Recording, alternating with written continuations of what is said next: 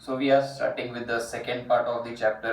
पहले पार्ट में हमने एक्सप्लेन किया हुआ था, मैंने समझाया था पूरा कि एनर्जी गिविंग मॉलिक्यूल्स क्या होते हैं और नॉन एनर्जी गिविंग मॉलिक्यूल्स क्या होते हैं। सो ऐसे कुछ खाना है, ऐसे कुछ न्यूट्रिशन है जो हमको एनर्जी दे रहे थे, and we have got some nourishment, जैसे कि पानी हो गया, we have H2O, we have oxygen, we have vitamins, minerals. तो ये एनर्जी तो नहीं देते हैं, but they are equally important. I urge with you all कि ये जैसे ही लेक्चर तुम लोग देखोगे, इसके पहले पिछला वाला लेक्चर फ्रेशन अप कर लो, so that everything is clarified. But then virtually speaking the chapter is starting with this part, because यहाँ से तुम लोग को एग्जाम में आंसर्स पूछेंगे। तो अब इस लेक्चर में हम इम्पोर्टेंट क्या करने वाले हैं, I will try to explain you all कि जो हम ब्रीदिंग करते हैं और जो खाना खाते हैं, उन दोनों का आपस में क्या रिलेशन है। कैसा है कि हम लोग बचपन से अब तक, in fact till the time we are alive, हम ब्रीदिंग करते रहते हैं, बट वी डोंट नो कि ये ब्रीदिंग किया हमने, ऑक्सीजन अंदर लिया तो इसने अंदर जाके क्या किया। We are not aware about that, we only know one thing. You might be knowing it, but then most of the cases I have interacted with the kids, तो क्या है कि उनको नहीं पता है, खाली उनको पता है that we cannot survive without oxygen।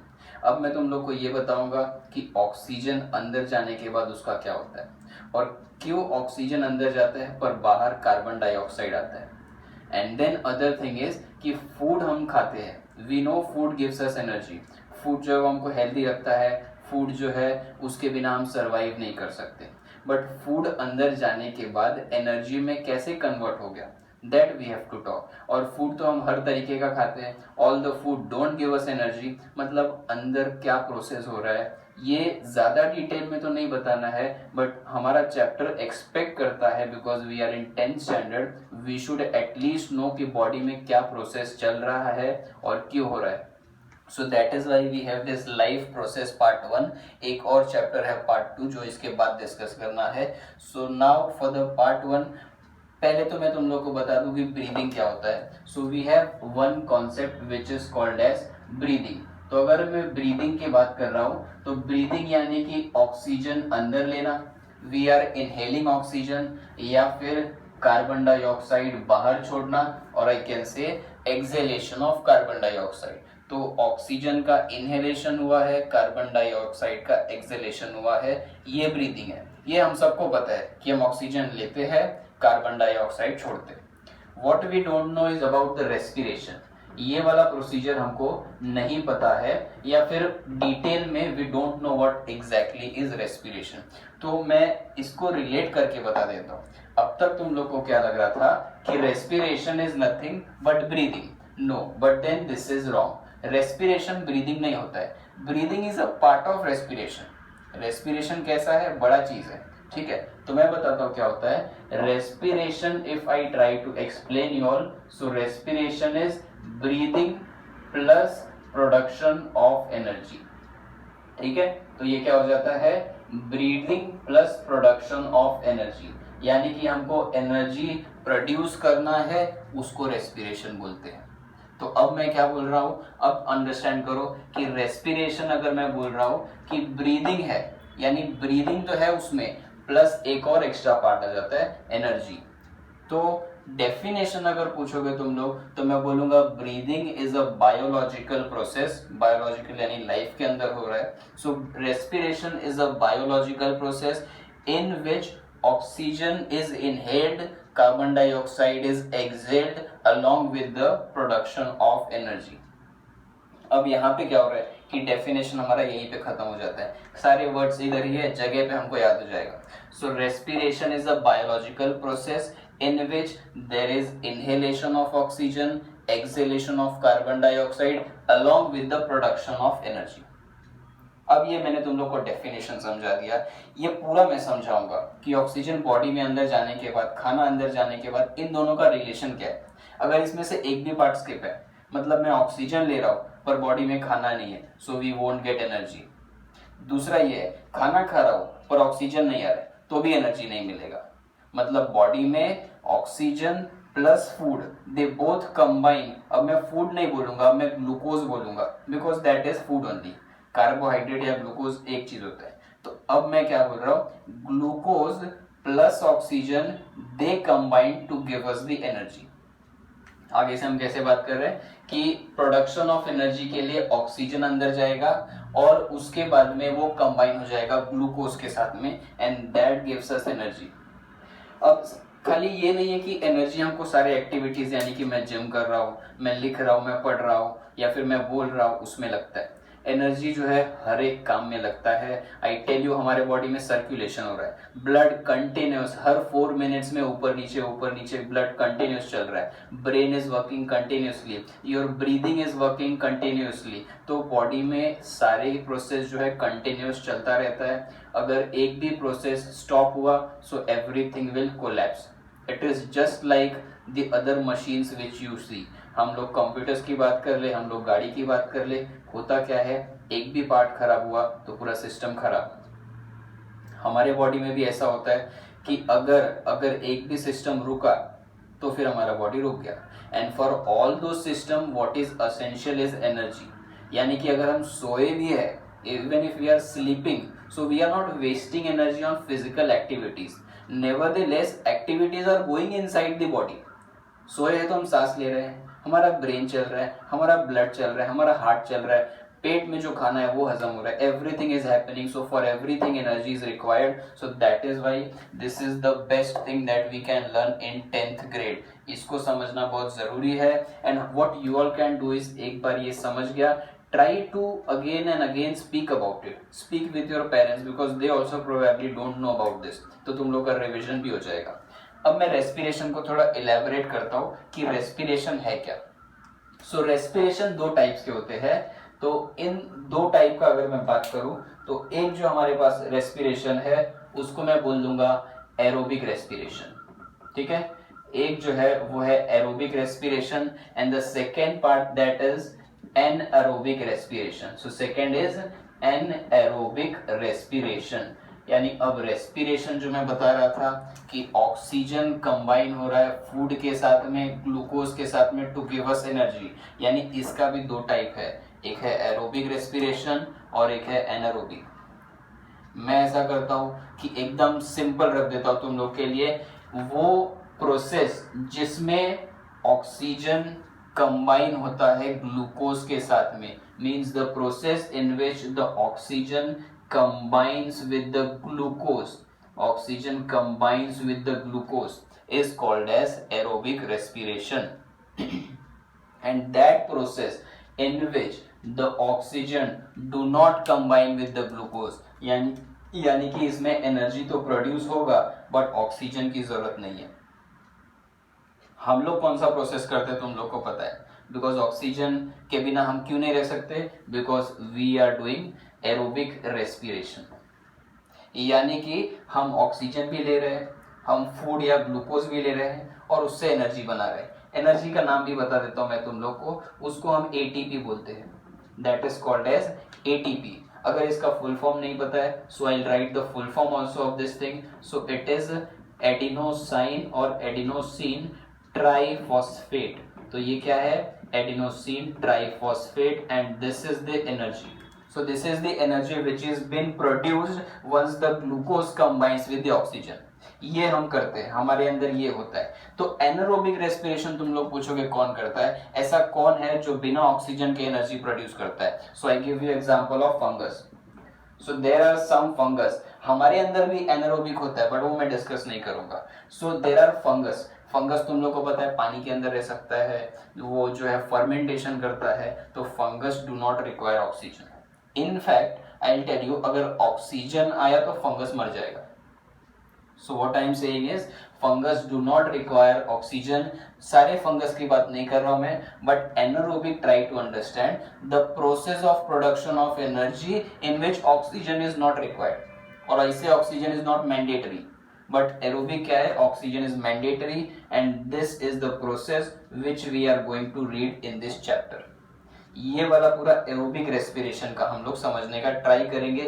Start करेंगे हम ग्लूकोज से और उसको ब्रेक करते जाएंगे, कब तक, जब तक एटीपी नहीं बने, यानी कि जब तक एनर्जी नहीं बने। यही चैप्टर में है मेन इंपॉर्टेंट चीज। क्या कर रहे हैं हम लोग, ऑक्सीजन ले रहे हैं, फूड खा रहे हैं, they both are combining and their task is to produce ATP. और उसको हम बोलते हैं एरोबिक रेस्पिरेशन। यानी we humans for production of energy we require aerobic respiration. हमारे अंदर एरोबिक रेस्पिरेशन चलता है जिसकी वजह से body is continuously synthesizing energy 24/7 till the time we are alive. मरने के बाद तो एनर्जी की जरूरत नहीं पड़ेगी। So respiration, again I am revising, respiration यानी कि ब्रीदिंग हो जाएगा plus the production of energy, यानी कि ऑक्सीजन भी लगेगा, खाना भी लगेगा। यही वो प्रोसीजर है जो मुझे एनर्जी देता है, इसी की वजह से एनर्जी मिलता है। सिंपल एग्जांपल बताता हूँ, तुम लोग को फटाक से क्लिक हो जाएगा।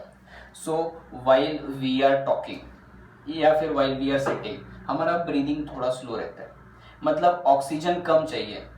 क्यों ऐसा है? क्योंकि एनर्जी उतना रिक्वायर नहीं हो रहा है। जब मैं बैठा हूं तो हम लोग का ब्रीदिंग नॉर्मल है, बिकॉज हम लोग कोई भारी भड़कम एक्टिविटीज नहीं कर रहे। Second instance I would give you all, I started running. तो वो रनिंग में क्या हुआ, मेरा ब्रीदिंग नहीं फास्ट हुआ क्या? हो गया, बिकॉज आई एम रनिंग तो मेरा सांस चढ़ने लगा। I have started breathing fastly, rapidly. So it actually says that when I am running that time body requires more amount of energy, and that energy, you know, energy के लिए oxygen compulsory है। तो मैं direct relate कर देता हूं, जितना ज्यादा ब्रीदिंग करोगे उतना ज्यादा एनर्जी प्रोड्यूस होगा। बट कैसा है, ब्रीदिंग नहीं करोगे तो एनर्जी नहीं प्रोड्यूस होगा। अगर मैं भाग रहा हूं पर मैंने सांस बंद करके भाग रहा हूं, so I won't be able to run. थोड़े ही टाइम में मैं शायद से अनकॉन्शियस हो जाऊंगा, but my breathing is on, I am running, so I can run a long part because the oxygen is coming inside, food is already there inside. So ये oxygen और फूड वाले concept को respiration बोलते हैं। To be precise, this is aerobic respiration, और इसकी हम बात करने वाले हैं। इसका खाली एग्जांपल्स देखेंगे कि ये कहाँ कहाँ पे लगता है। Okay fine, so about the respiration I move ahead. इसको मैं आगे डिस्कस करने का भी ट्राई करता हूँ। Anaerobic respiration and aerobic respiration, मैं इसमें तुम लोग को और एग्जाम्पल्स नहीं दूंगा। Let us now directly talk about the aerobic respiration, यानी कि जो एरोबिक रेस्पिरेशन है वो एक्चुअली है क्या। कब से सर बोल रहे हैं कि हम लोग को ऑक्सीजन चाहिए होता है, we require glucose for the production of energy. So now we have to understand कि एरोबिक रेस्पिरेशन क्या है। Let us see the procedure. First of all मैं तुम लोग को ग्लूकोज का मॉलिक्यूलर फॉर्मूला बता दूं, that glucose is C6, glucose would be C6H12O6। अगर तुम लोग को CHO नहीं मालूम है, so you all again go back to 8th standard. 10वीं में तुम लोग नहीं बैठ सकते। So C is carbon, H is hydrogen, O is oxygen. जिसको जिसको ये नहीं पता था वीडियो अभी बंद कर दो, तो जिसको पता है वो मेरे साथ आगे पढ़ेगा। So we have CHO means 6 atoms of carbon, 12 atom of hydrogen and 6 atom of oxygen. ये है क्या, वही जिसको हम ग्लूकोज बोला करते थे, है ना। ग्लूकोज जो है, ग्लूकोज का ये हमको केमिकल फॉर्मूला पढ़ना है। रीजन क्या है, क्योंकि मैं तुम लोग को अभी बताने वाला हूं कि ये ग्लूकोज कैसे एनर्जी को प्रोड्यूस करेगा। सो this is one glucose molecule which is C6H12O6। इसको मुझे कंबाइन करना है ऑक्सीजन के साथ। इसको मुझे किसके साथ कंबाइन करना है, ऑक्सीजन के साथ। और फिर बदले में क्या प्रोड्यूस होने वाला है, आई नो, सबसे इंपॉर्टेंट चीज है एनर्जी, दैट इज ATP। ठीक है, ATP I told you all earlier, adenosine triphosphate. तो glucose plus oxygen, it combined to form ATP। पर साइड प्रोडक्ट भी तो निकलेगा, ये तो मेन प्रोडक्ट है, बट वी नो हर रिएक्शन में कुछ ना कुछ साइड प्रोडक्ट निकलता है जो काम का नहीं होता है, या by product. So I have the by product. मेरे पास बाई प्रोडक्ट क्या निकलेगा, एक तो कार्बन डाइऑक्साइड निकलेगा। नेक्स्ट जो बाई प्रोडक्ट मेरा निकलेगा that is H2O। So this is a reaction, this is a set of reaction which I will balance. ये बैलेंसिंग भी बहुत इंपॉर्टेंट पार्ट होता है। तो एक बार बैलेंस हो जाएगा तो तुम लोग बाद में याद कर लेना, एग्जाम में इतना टाइम नहीं रहता है। So we have glucose, we have oxygen, combine हो गया। ये मैंने खाया, ये मैंने ब्रीदिंग करके अंदर लिया, कंबाइन हो गया, बॉडी में ब्रेक होकर क्या बना रहा है, ATP।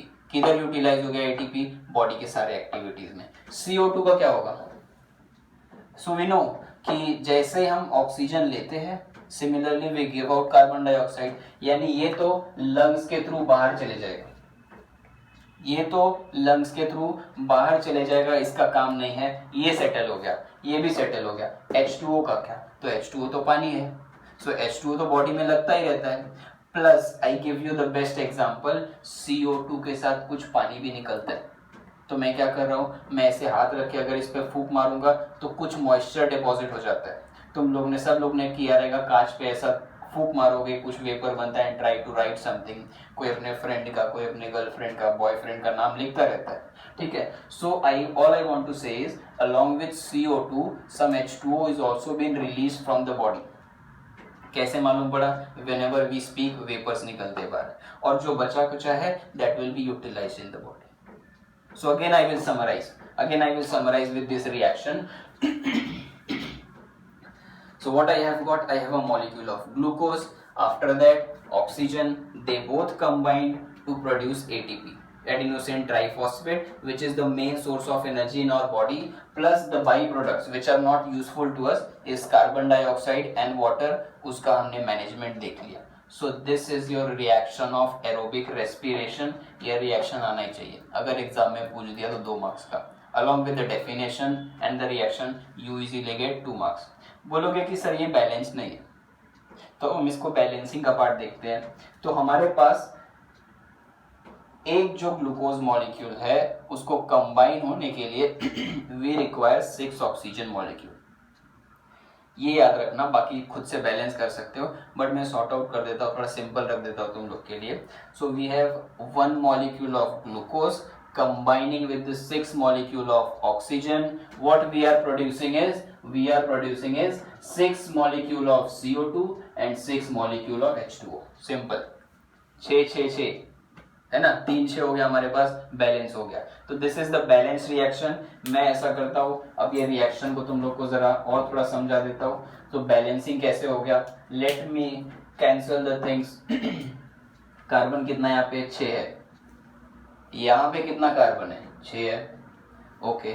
Hydrogen we have 12, over here 6 2 12, hydrogen is also balanced. Oxygen देखते हैं, यहाँ पे मेरे पास I have 6 atoms of oxygen and over here 6 2 12, मतलब ये 6 और ये 12, टोटल कितना हो गया मेरे पास 18 ऑक्सीजन मॉलिक्यूल है रिएक्टेंट साइड में। सो 18 oxygen in the reactant side, so has to be on the product side. तो इधर देखो क्या है, 6 ऑक्सीजन ये हो गया, दैट इज 6 प्लस 6 2 12, ये 12 oxygen. So I hope you all understood कि दोनों साइड ऑक्सीजन भी बैलेंस्ड है। So this is my reaction which is balanced. मैं सब एकदम फुर्सत में समझा रहा हूँ, so you all have to understand, you all have to remember this. 10th standard में दिया हुआ है, because they expect that you all are matured enough to understand each and everything, फिर भी मैं सिंपलेस्ट फॉर्म में बता दिया हूँ।